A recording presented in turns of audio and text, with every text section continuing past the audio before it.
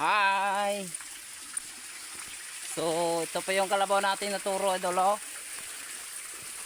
Ito po yung ating batis na laging ibinabad natin yung kalabaw dito kapag tuwing ang kabaw ay na papagod sa init, mga idol. So, shout out sa mga nag-alaga ng kalabaw dyan. So, ang kalabaw nyo, wag ingatan nyo nga hindi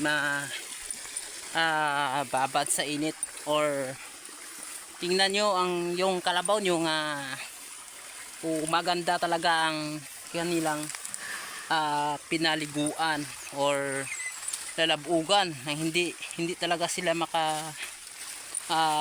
ahon kahit mag-ahon sila, mga idol, para sa ganun ay maibabad yung katawan nila sa tubig.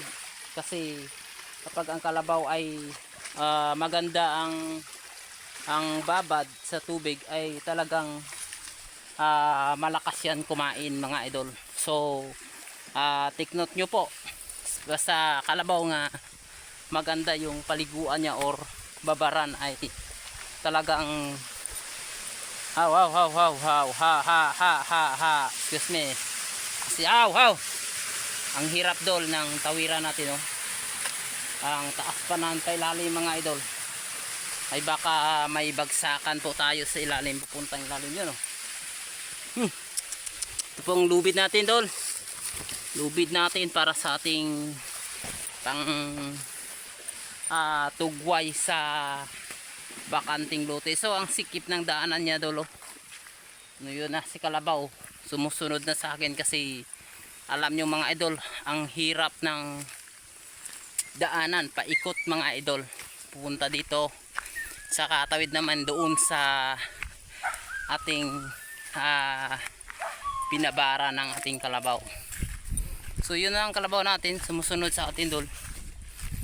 Yan, punta po tayo sa pinakamalawak na bakanting area.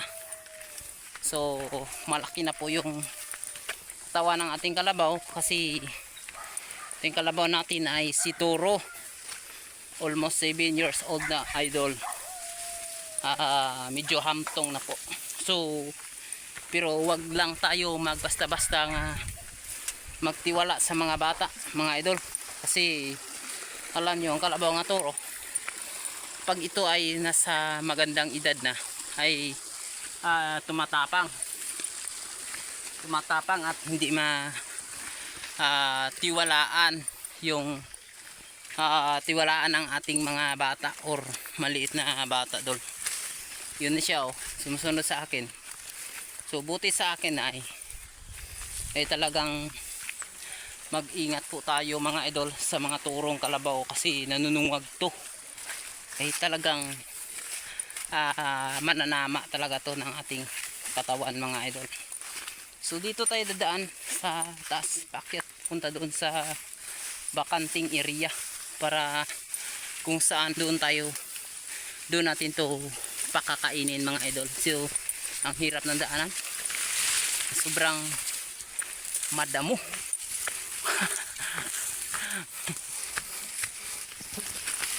Yun, ang bilis ng kalabaw, mga idol.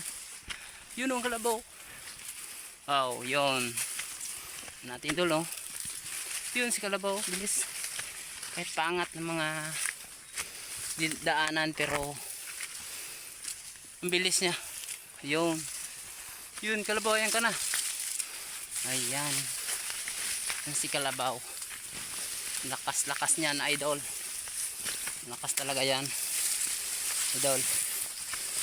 Lakas talaga yan. Oh, yun siya, mga idol, oh. Ayun, yun si kalabaw, dol, oh. Ibang laki niya, dol, oh. Laki niya, dol.